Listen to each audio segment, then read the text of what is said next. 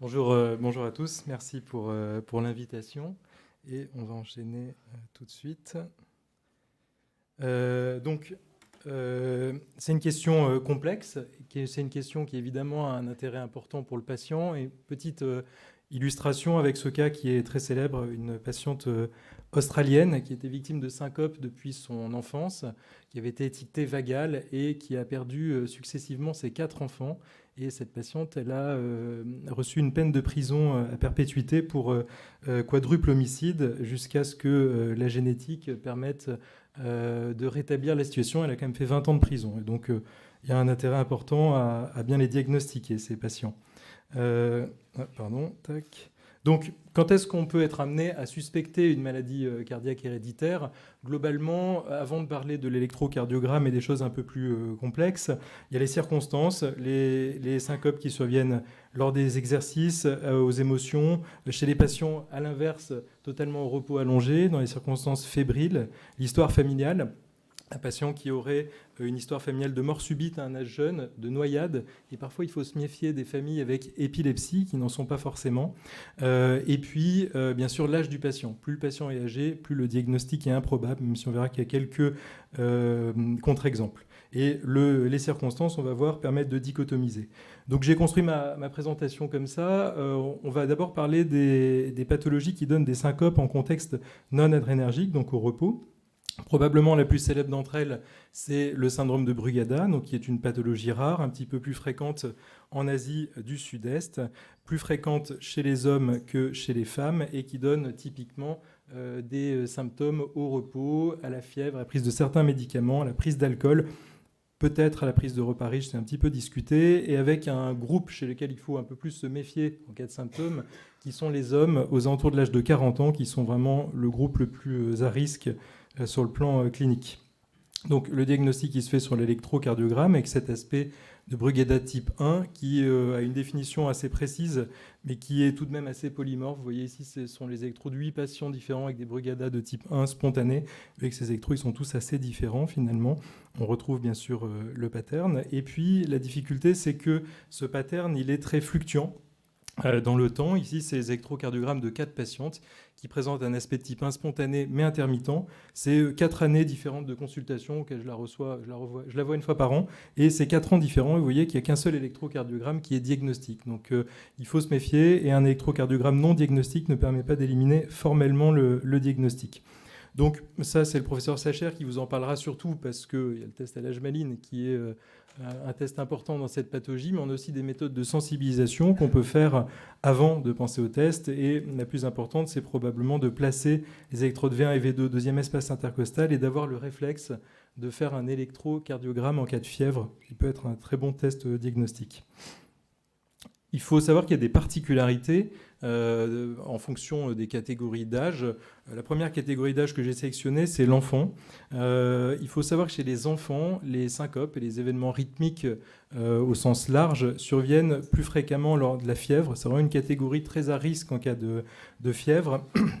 Et c'est pour ça que depuis récemment, on refait à nouveau de la génétique prédictive chez les enfants de patients porteurs de mutations sur SCN5A, parce qu'on essaie d'identifier les enfants qu'il faut protéger absolument pendant la fièvre.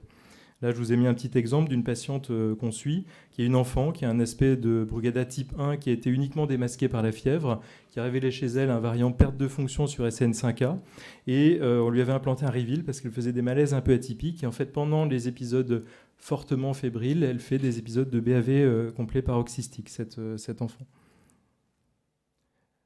A l'inverse, quand on bascule dans l'autre catégorie d'âge, alors on ne parle pas forcément de patients très âgés non plus, c'est à partir de 60 ans, il y a une règle qui est assez bien démontrée dans les différentes cohortes, c'est qu'un patient de 60 ans qui a un aspect de Brugada et qui n'a jamais présenté d'événement jusque-là, il a un risque extrêmement faible d'en faire. J'ai un exemple assez marquant ici d'un patient qui présente cet aspect très impressionnant de Brugada type 1 avec de nombreux marqueurs de risque. Vous voyez notamment, il a un aspect très fragmenté, des QRS très larges. Il a fait sa première syncope d'allure tout à fait rythmique après l'âge de 75 ans, autour de l'âge de 80 ans, des porteurs d'un variant sur SN5A. On lui a implanté un moniteur sous-cutané et l'explication, c'était des troubles conductifs de haut grade et pas d'arythmie ventriculaire. Et ça a été confirmé au suivi de son stimulateur cardiaque pendant maintenant presque 7 ans. Faut savoir aussi que l'électrocardiogramme se modifie dans le temps.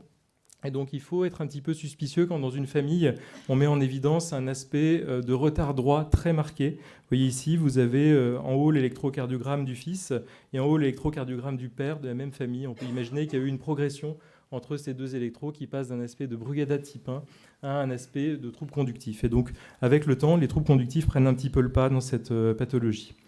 Il faut aussi savoir regarder l'électrocardiogramme. Et donc, si vous avez un patient qui présente des symptômes et qui a un aspect de Brugada, il y a quelques marqueurs qui peuvent éveiller un peu l'attention sur l'électro, en particulier chez ce patient qui était hospitalisé en service pour des syncopes. Vous voyez qu'il a une repolarisation précoce qui est très marquée. On est vraiment à cheval entre la repolarisation précoce maligne et le syndrome de Brugada.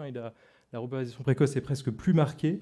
Et ce patient, donc, il présentait cet aspect de repolarisation précoce, un intervalle TPIC TN allongé, une ascension du point J dans les déviations périphériques, qui sont des marqueurs qui sont associés à un plus haut risque. Et puis, la première nuit dans le service, il a présenté une fibrillation ventriculaire avec une initiation à couplage court qui est assez typique de cette pathologie. Donc l'autre message, c'est que si vous hospitalisez un patient qui présente des syncopes et que vous arrivez à identifier une arythmie ventriculaire à couplage précoce, il faut penser au syndrome de Brugada.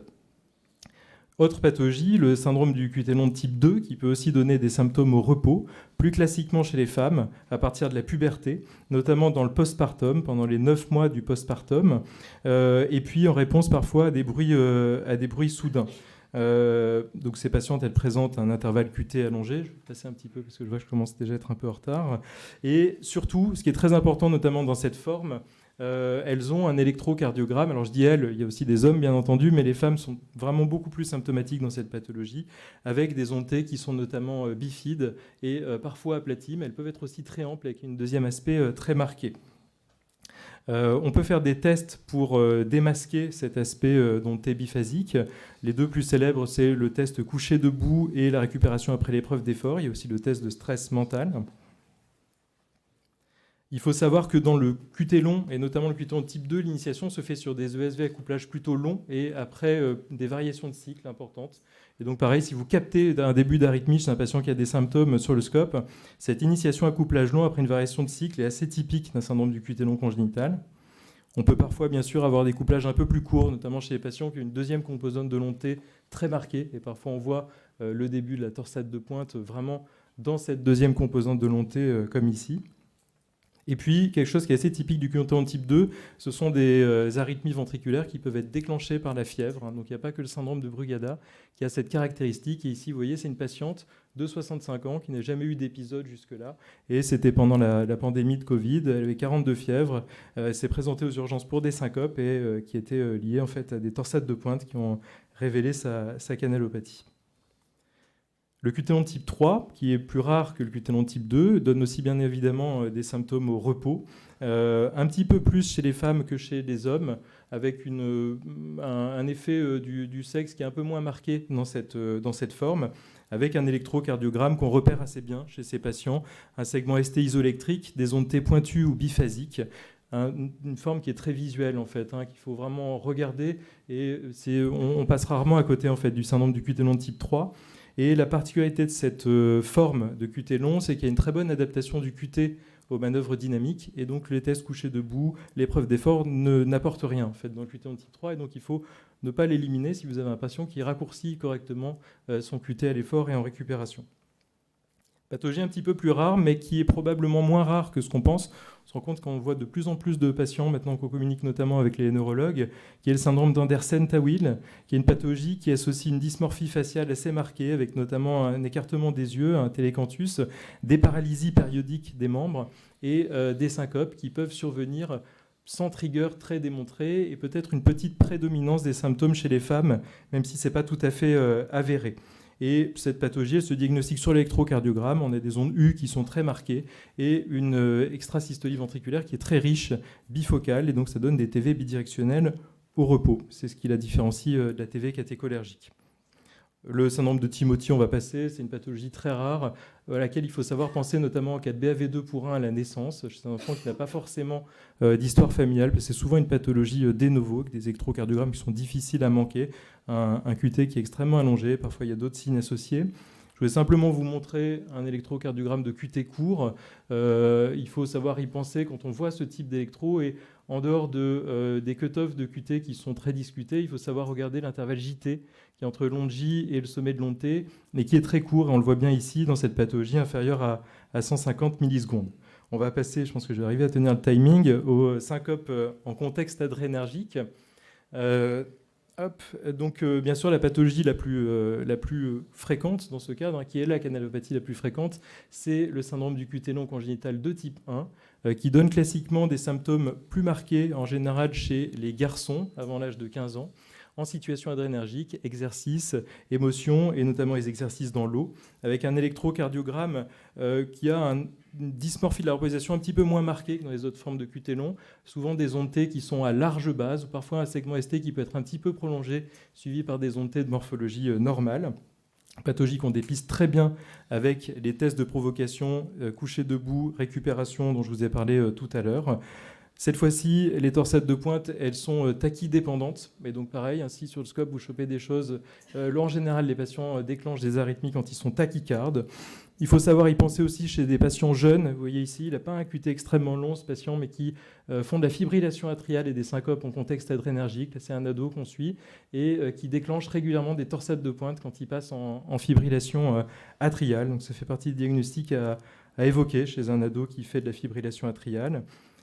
L'ATV catécholergique, qui est une pathologie beaucoup plus rare que les précédentes, plus grave aussi, avec un pronostic un petit peu plus sombre, très dépendante de l'adrénergie, plus sévère chez les patients jeunes, ça a été bien démontré.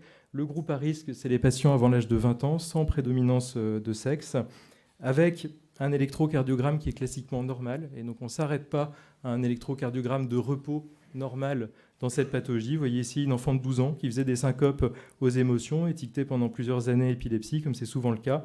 Là, c'est son épreuve d'effort qui est très typique, avec cet aspect de TV bidirectionnel à l'effort, et qui avait révélé une variation pathogène sur RYR2, qui est le gène principal. Et souvent, ces variants sont de novo, c'est-à-dire qu'il n'y a pas forcément d'histoire familiale. Une autre épreuve d'effort qui est assez similaire à la précédente. Et il faut savoir qu'on fait parfois, et ça nous est arrivé plusieurs fois, ce diagnostic en réa à l'extubation chez des patients jeunes qui ont fait un arrêt cardiaque inexpliqué, en général qui sont assez douloureux. Vous voyez, c'est sur la partie de droite. Vous pouvez démasquer cet aspect de TV bidirectionnel. Et puis je finis avec quelques pièges.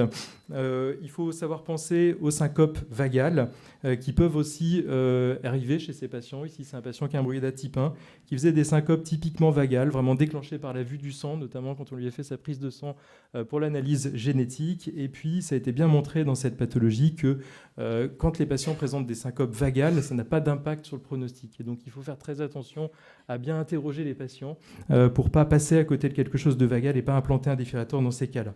Un cas qui m'a beaucoup marqué, moi, dans ma prise en charge, c'est une jeune ado qui m'avait été envoyée pour discuter l'implantation d'un défibrillateur. Elle présentait cet électrocardiogramme un peu étonnant avec ce qui avait été étiqueté comme aspect de brugada et des syncopes dans différentes circonstances très riches, très nombreuses. Un électrocardiogramme strictement normal chez nous, y compris dans les dérivations hautes. On avait fait le bilan familial, test à HMI négatif chez ses deux parents, pas de variant sur la CN5A. On lui a mis un Rivil parce qu'elle avait vraiment des syncopes très fréquentes. Il s'avérait que ces syncopes étaient des syncopes vagales vasoplégiques. On avait une accélération de la fréquence cardiaque au moment des épisodes dans le moniteur sous-cutané. Quand elle a eu 15 ans, on lui a fait un test à l'HMELIN qui était évidemment normal. Et la réponse, et il faut savoir y penser, ça peut arriver. Moi, c'est m'est arrivé 2 fois en 6 ans. On peut avoir parfois des artefacts liés à des filtres de l'appareil qui peuvent mimer des aspects de brugada et donc faire attention de ne pas implanter un défibrillateur à un patient qui présente simplement un électrocardiogramme artefactuel. Et puis, mon dernier message, c'est que l'impact de l'âge est important. Ici, c'est un patient de 70 ans, porteur d'un QT long type 1, diagnostic récent sur des syncopes. Il continue à présenter des syncopes, incrémentation du nadolol. Et finalement, ces syncopes, on le voit ici dans son moniteur sous-cutané, étaient en fait des syncopes vagales avec BAV nodal. Et donc, on a diminué fortement le nadolol et ça a permis de résoudre les symptômes. Et donc, quand les patients n'avaient pas eu de symptômes à un âge jeune, il faut se méfier, penser à autre chose dans ces pathologies qui s'expriment en général assez tôt. Et tout dernier message, et je vais être pile poil bon, c'est qu'il faut savoir qu'on peut avoir des allongements vagaux du QT. Je ne pourrais pas vous montrer la diapo, mais donc faire attention chez un patient qui a des malaises vagaux juste après un épisode vagal. Et ça a été bien montré par l'équipe de la Mayo dans différents papiers. on peut avoir un allongement transitoire de l'intervalle QT corrigé. Donc encore une fois, la sémio reste importante. Il faut refaire les électros et faire les différents tests. Voilà, c'était simplement pour vous montrer ça. Voilà, merci beaucoup.